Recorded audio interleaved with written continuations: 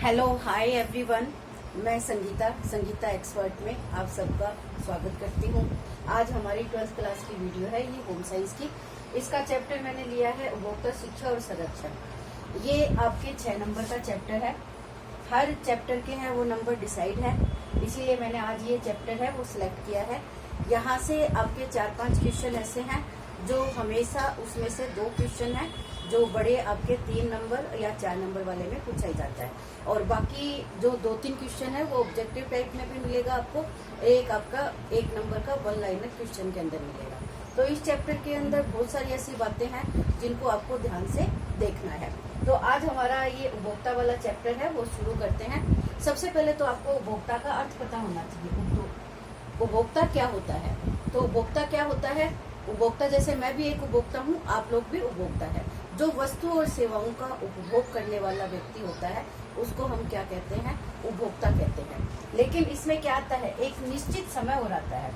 एक निश्चित समय के अंदर हम एक उपभोक्ता व्यक्ति के द्वारा जो उपभोग की जाने वाली सामग्रियां है, वस्तु है, सेवाएं हैं, सबको हम देखते हैं, तो वो हमारा क्या कहलाता है? उपभोक्ता कहलाता है। तो यहाँ पर उपभोक्ता के बारे में ही यहाँ पे मैंने जो आज का टॉपिक लिया है वो लिया है उपभोक्ता उम्मीद करता है। उपभोक्ता क्या उम्मीद करता है? जब वो मार्केट में कोई भी उत्पाद खरीदने जाता है तो उसके सामने क्या चीजें हैं जो वो कम से कम उम्मीद करता है कि मैं जो भी वस्तु खरीदूं उसके अंदर मुझे ये क्वालिटी है वो मिलनी चाहिए। तो सबसे पहले ये क्या होता है? उपभोक्ता आगमन संख्या को बताता है। उपभोक्ता आगमन संख्या यानी उसके आने की संख्या, किस दुकान के ऊपर उपभोक्ताओं की आने की संख्या है वो ज्यादा है, ये डिसाइड करती है आपकी उपभोक्ता आगमन संख्या को। और ये किस बात पर आगमन की संख्या है वो निर्भर करेगी?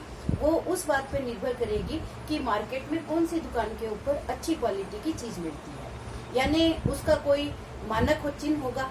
इसी चैप्टर के अंदर हम आगे मानक चिन्ह के बारे में भी पढ़ेंगे कि कौन कौन से मानक चिन्ह है, कौन कौन से मानक चिन्ह को कौन बनाता है और कौन सी वस्तु के ऊपर हमें कौन सा मानक चिन्ह देखना है। तो वही क्वालिटी क्या आती है?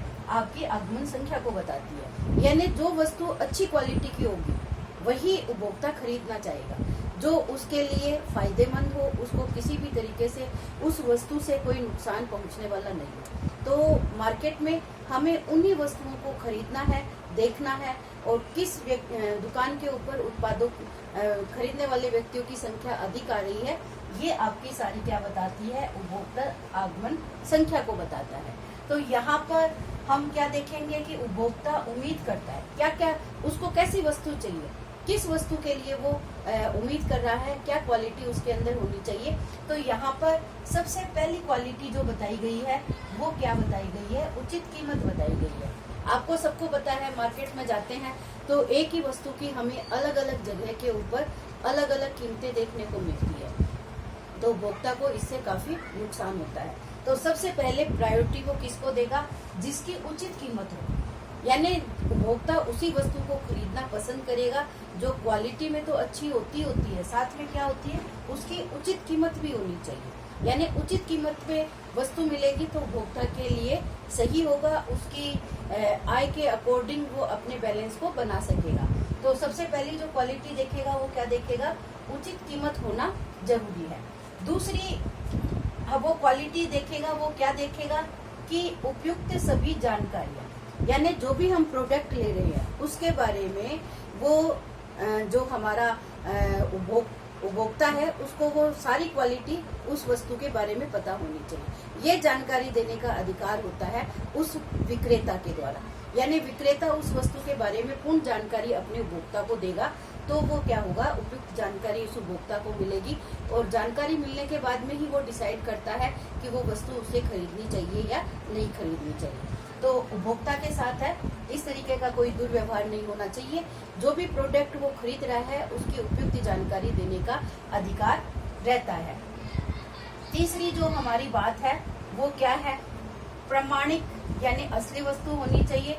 वस्तुएं, पदार्थ और सेवाएं, जो भी वो खरीद रहा है, कोई भी वस्तु से खरीद रहा है या कोई सेवा ले रहा है या कोई पदार्थ खरीद रहा है, यानी जो भी चीजें वो खरीद रहा है तो क्या होनी चाहिए? प्रामाणिक होनी चाहिए, असली होनी चाहिए। इसका मतलब क्या है? वस्तुओं के ऊपर आप देखते हो ISI मार्क होता है, FPO मार्क होता है, वूल मार्क होता है, यानी सारे मार्क हम देखेंगे। एग मार्क होता है, काफी सारे मार्क है जो आपकी बुक में दे रखे हैं, और ये इससे संबंधित क्वेश्चन आपके प्रैक्टिकल में भी करवाया जाता है, तो उस बात के ऊपर भी आपको ध्यान रखना। प्रैक्टिकल के लिए भी ये क्वेश्चन, ये जो चैप्टर है आपका काफी इम्पोर्टेंट है। जो एग्जामिनर होता है वो इसी टॉपिक से अपने क्वेश्चन उठाता है। तो यहाँ हमारे क्या है, असली प्रमाणिक वस्तुएं देखनी चाहिए, यानी हम कौन सी वस्तु खरीद रहे हैं। यानी कोई जैसे आप अनाज वगैरह खरीद रहे हो तो उसके ऊपर आपको एग मार्क देखना है। आप कोई भी इलेक्ट्रॉनिक सामान खरीद रहे हो तो उसके ऊपर आपको ISI मार्क देखना है। आपको कोई फ्रूट प्रोडक्ट लेना है तो आपको क्या देखना है, FPO मार्क देखना है। तो यानी ये मार्क देखते ही आप वस्तुओं को डिसाइड करोगे कि हमें कौन सी वस्तु लेनी है और कौन सी वस्तु नहीं लेनी। यानी आपको प्रमाणिक और असली वस्तुएं हैं मार्केट में मिलनी चाहिए, और वही वस्तु है उपभोक्ता की उम्मीद के ऊपर खरी उतरती है। अगली हमारी जो चौथी गुणवत्तापूर्ण चीजें बता रखी है, यानी गुणवत्तापूर्ण उत्पाद होना चाहिए, गुण होना चाहिए। वो कोई भी आपके ऊपर साइड इफेक्ट है वो नहीं डाले, कोई भी प्रयोग करने के बाद में आपको किसी भी प्रकार का कोई नुकसान ना हो। तो हमें हमेशा ये देखना चाहिए कि जो भी उपभोक्ता प्रोडक्ट खरीद रहा है वो कैसा होना चाहिए, गुणवत्तापूर्ण होना चाहिए, उसे किसी भी प्रकार का कोई नुकसान नहीं होना चाहिए। अगली हमारी जो उपभोक्ता की उम्मीद है वो क्या है, 5वें नंबर की, वो ये है कि उत्पादों की शुद्धता।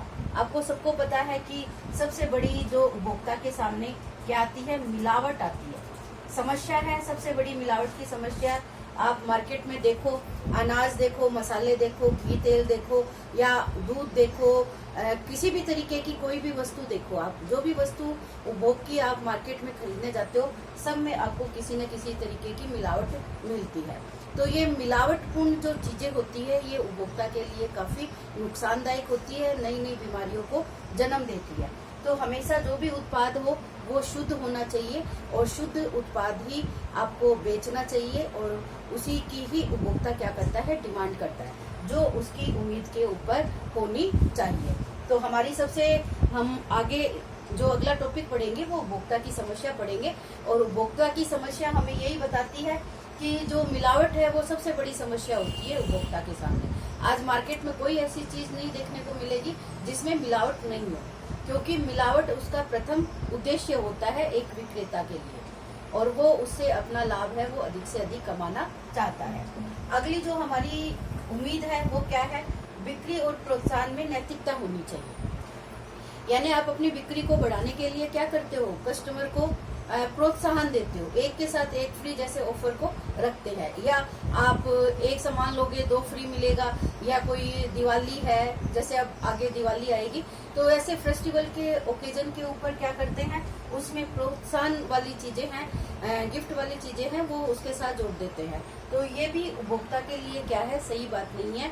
वो इसके चक्कर में ज्यादा क्वालिटी खरीद लेता है, एक्सपायरी डेट हो जाती है, एक्सपायरी सामान है जिनकी निकट एक्सपायरी आती है ना, उस तरीके का सामान ले लेते हैं जो उपभोक्ता के लिए काफी नुकसानदायक हो जाती है। तो हमेशा बिक्री को प्रोत्साहन में नैतिकता का हिसाब रखना चाहिए। ऐसे नहीं कि बिना नैतिकता देखे जो अपना कस्टमर है उसको आप धोखा देने का प्रयास करें। सही वजन और मापतोल होना चाहिए, जैसे उचित कीमत है ना, तो इसके बाद ये चीज हमारी सबसे बड़ी उपभोक्ता के सामने समस्या होती है कि जो वजन किया जाता है वस्तु का, आजकल वो वजन के अंदर भी कई तरीके की धोखाधड़ी है वो कस्टमर के साथ की जाती है। आप 1 किलो सामान लेते हो तो उसकी जगह आपको 900 या 950 ग्राम ही सामान आपको मिल पाता है, 50 ग्राम सामान है वो आपका गड़बड़ हो जाता है। तो ये सही मापतोल होना चाहिए। और जो कपड़ा मापने का इंची टेप होता है उसके अंदर भी नापते समय भी कुछ गड़बड़ियां हो जाती है, जिसका भी हमें ध्यान रखना चाहिए। तो ये उपभोक्ता की उम्मीद का जो टॉपिक है वो आपका अच्छे तरीके से तैयार हो सकता है। आप इन्हीं 7 बिंदु है, ये 7 बिंदुओं को आप अच्छे तरीके से समझ के पॉइंट वाइज डायग्राम के थ्रू आप बता सकते हो, या पॉइंट के थ्रू आप इस क्वेश्चन को आसानी से कर सकते हो। इसमें कोई भी बिंदु लेके आपसे जो 1 लाइनर या 1.5 नंबर 2 नंबर वाले क्वेश्चन है वो भी यहाँ से बनाए जा सकते हैं। तो आपको एक एक कंसेप्ट है इसका क्लियर होना चाहिए, जब भी आप अपने क्वेश्चन का आंसर है बड़े अच्छे तरीके से दे सकते हैं। अब अगली जानकारी आपको नेक्स्ट वीडियो में बनी रहेगी। आप मेरे चैनल में इसी तरीके से बने रहे।